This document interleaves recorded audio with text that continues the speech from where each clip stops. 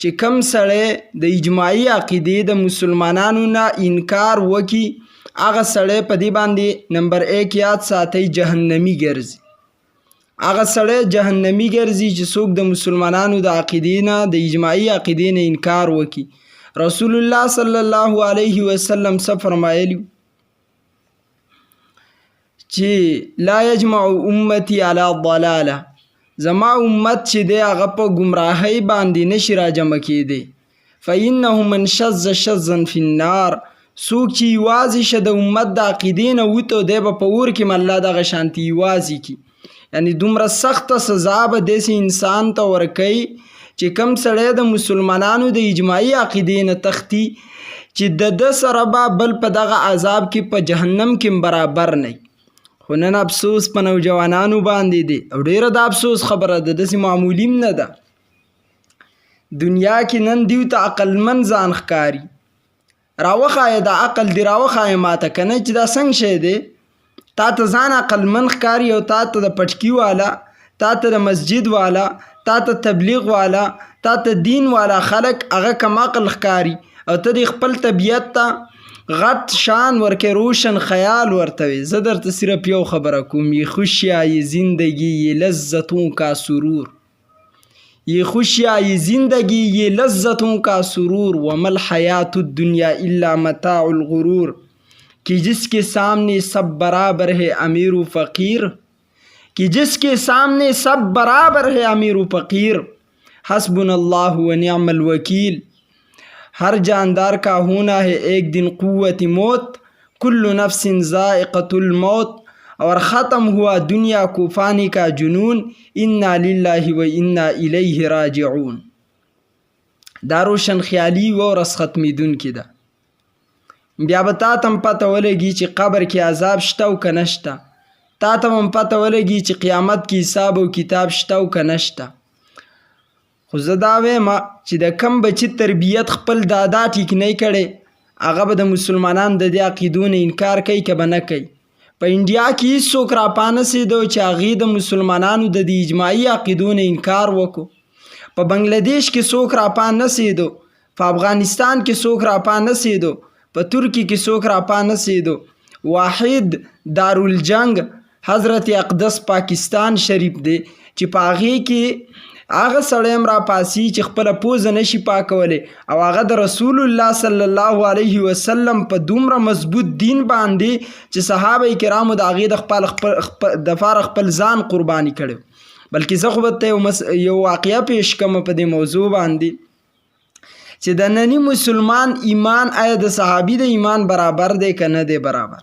د صحابي د صحابي چې په کومو اشیاو په کومه طریقه ایمان آیا زمونږ هغه ایمان دی که نه دی. فإن آمنوا بمثل ما آمنتم به فقد اهتدوا. که تاسو داسې ایمان راوړل څنګه چې هغه خلکو راوړی او تاسو به الله وایي په هدایت باندې شي، که نه دغه ایمان دې په خپل جیب کې کېده د الله جل جلاله چاته حاجت نشته.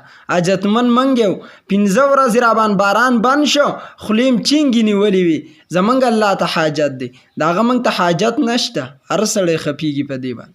نوجوان په دې نشه کې دی چې ګویا د الله موږ ته حاجت دی.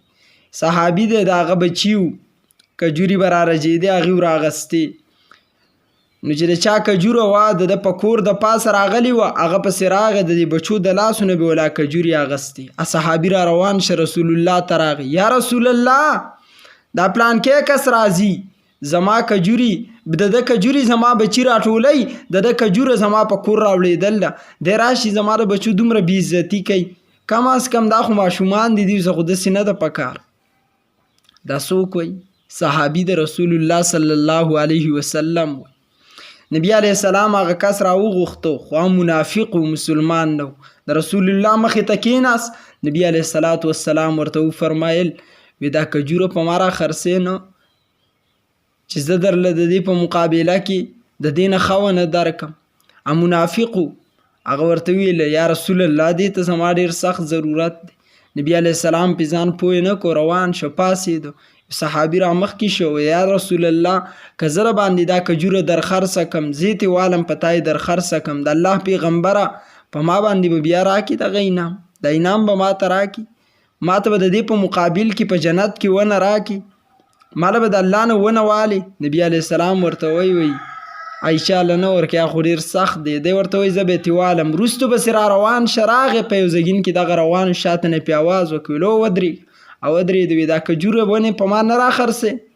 ورته وایي دا ستا د اخیستو نه د ما د الله پیغمبر له ورنه کړه، تا له به یې څه درکړم. وایي ته څه غواړې د دې په مقابل کې؟ ویل ستا چې کوم فلانکې باغ دی،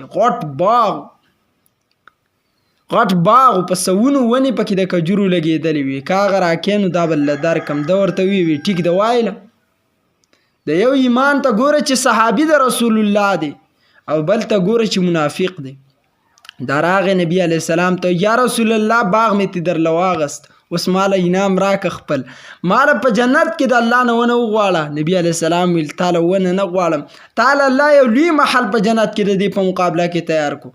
د دې په مقابله کې الله تعالی ډېر شونې په جنت کې نالې کړي. ما ته دا دی اوس ښکار هغه صحابه د رسول الله په خبره باندې خپل ځان قرباني کا، خپل باغونه قرباني کول. نن افسوس تا په اسلام دی چې ته د کمو دلګانو ته لګیایي د لاندې ناسته دي، دا دلګان ناسته دي. زه خو یم زما د مقتدي د مرۍ باندې چې ما ورته یو مسله وکړه او هغه زما د مسلې زما نه تپوس او وضاحت ونه غوښتو. نو زما وروره دا اجماعي عقیده ده که انکار دې ته وکړه کافر یې په دې باندې. اگر که دا بغیرته مسلمان تا ته بیا وایي بله ورځ مردار شي چې دا شهید دی، داسې شي ته شهید نه دی ویل پکه. بیا د اسلام په تاریخ کې چې څومره بغیرته دلګانو سره صلاح الدین ایوبي جنګېدل دی چې هغه فاطمي او د مسلمانانو په خلاف، هغوی ته بیا موږ ولې خوارج وایو، هغې خلکو ته موږ ولې شیعه وایو، د هغې خلکو په مقابله کې موږ ولې راځو. که نه د اسلام ستا د ابۍ تابع دی په دې زمانه کې. بهرحال رسول الله صلی الله علیه وسلم خپل صحابو ته فرمایلی ویل د دجال د فتنې نه هر نبی خپل امت هېرول دی، زم تاسو هېرو. که زه چېرته ژوندی وم زه به د ده په مقابل کې ودرېږم د دجال، او که زه ژوندی نه وم تاسو په دې د هدایاتو باندې عمل وکړئ. خو تا ته پته ده دجال څه ته وایي؟ دوکهباز ته وایي. ملا علی قاري رحمت الله علیه په مرقات کې دا معنی کوي د دجال. نو زه ویم هغه غټ دجال خو پرېږده، تا وړوکی دجال په منبر باندې ناست دی. دا خلک به دا غټ دجال مقابله څه وکړي چې د دې ورکوټي دجال مقابله نشي کولی. دجال د دجل نه وتی دی، د دوکې نه وتی دی، دی به دوکهبازي. د قرآن مخې ته ایښودی دی، خلکو ته وایي زه د دلیل نه خبره کوم. کم دی دا دلیل؟ قرآن کم زګین کې که چا دا وښوده زما قتل ورته جایز دی چې عیسی علیه السلام به نه راځي، دجال به نه راځي، امام مهدي به نه راځي. که چا دا وښودل زما قتل هم ورته جایز دی. قرآن کې وښایه. ته د خېټې نه لګیایي چې ستا په دې ګنده خېټه کې ته به کمې ابۍ نازولی یي.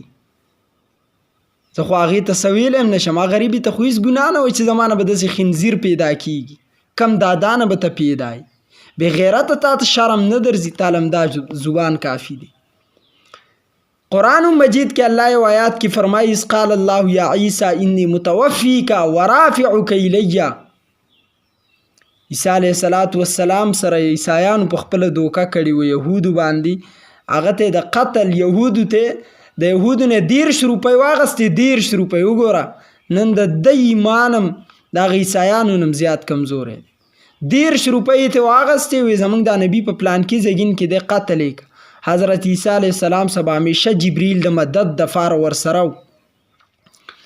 جبریل علیه السلام حضرت عیسی سره ورسره د بیت المقدس کې دننه دي چې کله دا خلک د هغه په قتل پسې رال پته ورته ولګېده نو د انسان په طبیعت کې یره پرته ده. هغه څه دا یره شوه چې دوی خو ما اوس وجني شهید کوي مې.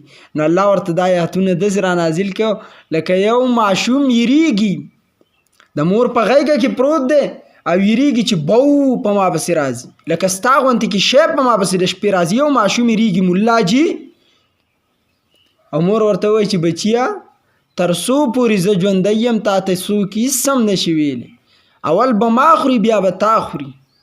حوصله وله ورکوي.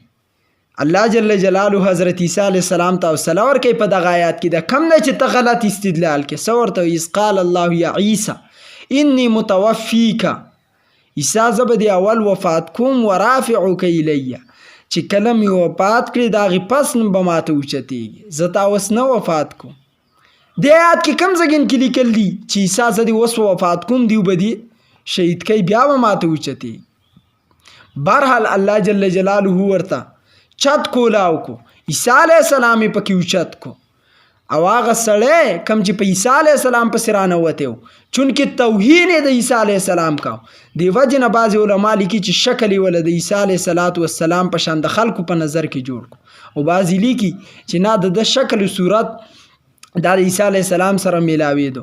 نو یهودو هغه قتل کو، عیسیانو دوکه وکړه، یهودو هغه سړی قتل کو.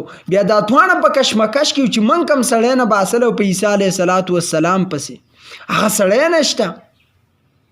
که عیسی علیه السلام دن نه خو موږ خپل سړی وجلی، خو چې نه وات عیسی علیه السلام دننه نه نو دیو په کشمکش کې چې موږ خپل وواجه که حضرت عیسی علیه السلام هم وواجه. نبی علیه السلام خپل صحابه ته وفرمایل عیسی علیه السلام به په آخره زمانه کې راکوزیږي، لکه ستاسو په سبق کې نن د نزول عیسی علیه السلام به.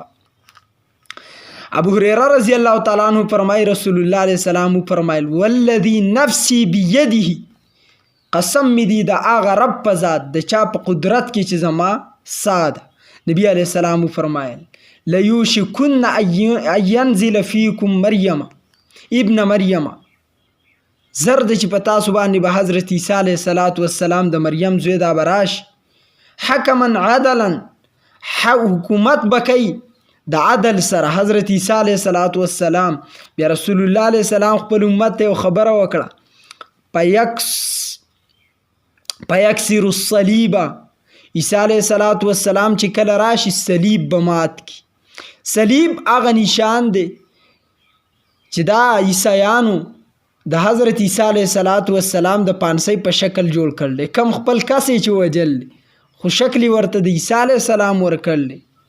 دی یو تصویر جوړ کړو او په هغې باندې بیا دا ضرب چې تاسو یې نه داسې تله کرخه بیا داسې کرخه تله دا وایي چې عیسی علیه السلام دا ولاړ په منځ په مرۍ باندې ورته دا رسي ځوړنده کړله تاو کړله چې عیسی علیه السلام موږ ختم کو. دا دومره قمقلان دي، داسې فخر کوي دې ته بیا د برکت او د ادب او د احترام په نظر هم ګوري لکه داسې لوی کارنامه دې کړله. وایي دا موږ عیسی علیه السلام باندې غداري کړله او یهودو قتل کړل او هغه نشان ته دیو د تعظیم په نظر باندې ګوري. هسې بې غیرته دلګان لکه نن چې تاسو د خپل نبی حدیثو ته څنګه د بې عزتۍ په نظر ګورئ خو پته درته نه لګي. فتنو په باب کې بعضې علماو لیکلي وي فتنه چې کله ذکر کیږي نو خلک وایي چې دا داسې راغله موږ به د دې مقابل ودرېږو، دا خو ډېر اسان کار دی. خو چې کله فتنه په عمل کې راشي، عملي شکل کې راشي، بیا خلک عاجزه شي چې دا څومره لوی شیز په موږ باندې راغی. دا حقیقتي خبره ده. حدیثو کې موږ کتل د نبی علیه السلام پیشنګویانې اخیره زمانه کې به بعضې خلک دا دعوه کوي صرف چې موږ قرآن منو، موږ صرف اور صرف قرآن منو. رسول الله خپل صحابو ته طریقه ښوده، ورته پوښتنه وکړئ چې حمار وحشي خوراک حلالوالی یا حراموالی قرآن کې شته که نشته.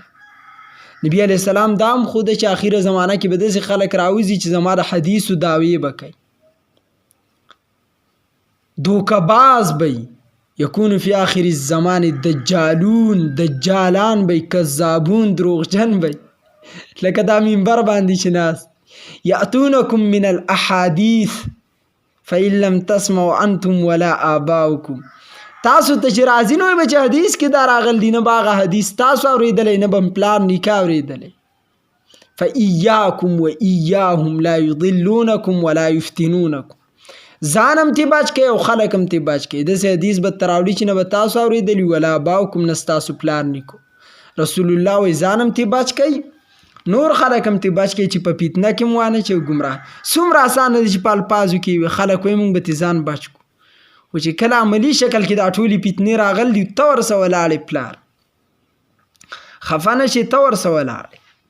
دغه شان چې دا ذکر راشي چې دجال به راځي، یو لاس کې به جهنمي بل لاس کې به ورسه اوري. نبي علیه السلام فرمایل خپلو صحابو ته که ما یې زمانه را لاندې کړه خو زه به ورسه جنګ وکړم، کمای زمانه را لاندې نه کړه نو تاسو د جهنم ته لاړ شئ. دا په اصل کې جنت دی او کمی چې جنت دی دا په اصل کې جهنم دی.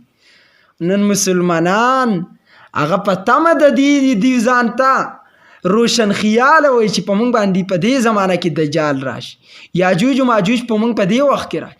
زموږ د پلارانو نو د مشرانو نو ما اورېدلي چې الله ته موږ د دجال وخت مه تیارې، بلکې اللهم اني اعوذ بک من فتنة المسیح الدجال.